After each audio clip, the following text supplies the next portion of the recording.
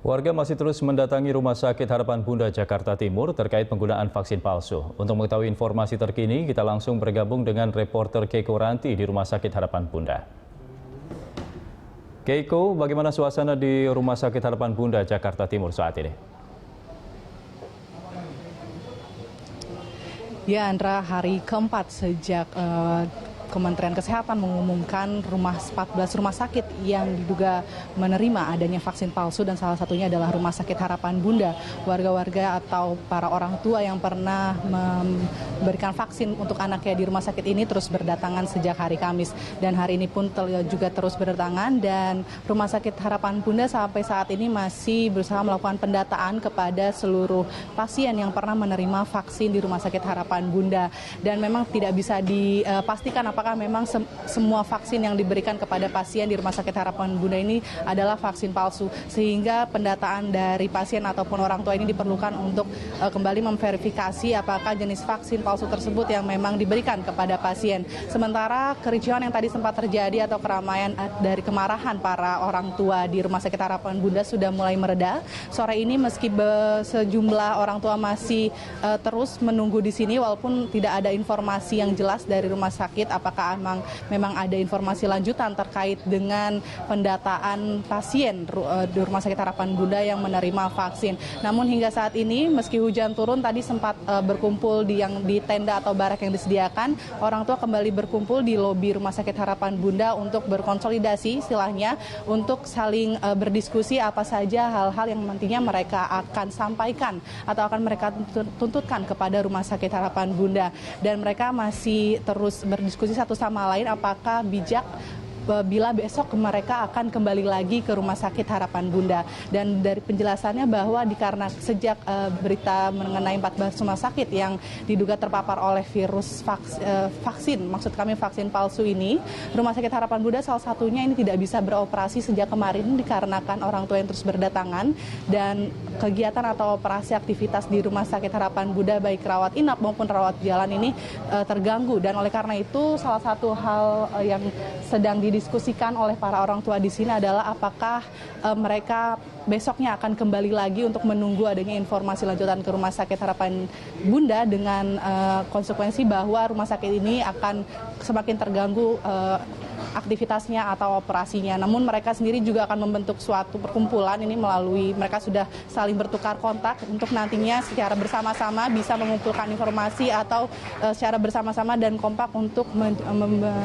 meminta tuntutan kepada Rumah Sakit Harapan Bunda apa yang sudah mereka lakukan atau vaksin palsu yang memang benar atau tidak diterima oleh anak-anak mereka. Andra. Iya, Keiko, hingga sore hari ini apakah Anda sudah mendapatkan bocoran informasi sebenarnya apa saja tuntutan orang tua pasien dan bagaimana tanggapan dari pihak rumah sakit?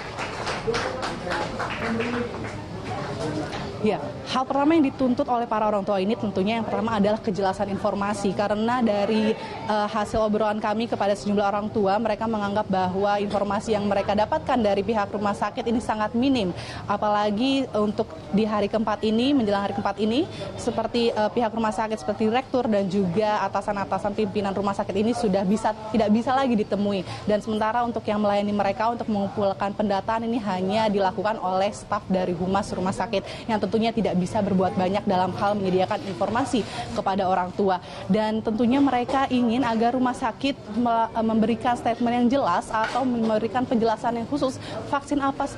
apa saja yang palsu yang diterima atau yang dioperasikan di rumah sakit ini, sehingga para orang tua yang memiliki daftar vaksin-vaksin apa saja yang diterima anaknya ini bisa mengetahui vaksin jenis apa saja yang ternyata palsu dan sudah diberikan kepada anaknya. Dan selain mengenai tuntutan orang tua mengenai kejelasan kasus dari kenapa bisa vaksin palsu ini masuk ke dalam rumah sakit, hal terpenting yang mereka ingin dapatkan di dalam rumah sakit oleh pertanggungjawaban dari Rumah Sakit Harapan Bunda ini adalah mengenai anak mereka yang sudah menerima vaksin, dan mereka ingin mengetahui apakah isi vaksin palsu tersebut berbahaya atau tidak, apa saja efeknya yang nantinya bisa mungkin saja terjadi kepada anak mereka yang telah mendapat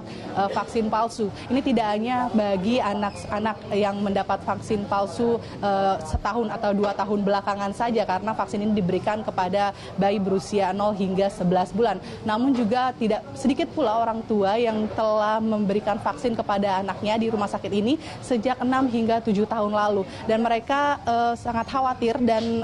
ingin mendapatkan penjelasan lanjut apakah vaksin palsu tersebut yang diterima oleh anak mereka bertahun-tahun lalu ini memiliki efek yang buruk untuk jangka panjangnya. Dan semacam informasi inilah yang sebenarnya paling dibutuhkan oleh para orang tua agar mereka bisa tahu apa saja yang mereka harus hadapi ke depannya. Dan tentunya dengan adanya kasus ini, vaksin palsu yang memang diterima oleh sejumlah pasien di Rumah Sakit Harapan Bunda ini diharapkan akan ada pemeriksaan menyeluruh kepada anak-anak, tentunya tidak hanya bagi bayi yang baru saja divaksin, namun juga anak-anak yang sudah bertahun-tahun sebelumnya menerima vaksin, untuk memastikan bahwa tidak ada hal permanen atau jangka panjang yang nantinya akan diderita oleh anak tersebut dikarenakan vaksin palsu yang mereka terima bertahun-tahun lalu. Andra. Baik, terima kasih Keko Ranti melaporkan langsung dari Rumah Sakit Harapan Bunda, Jakarta Timur.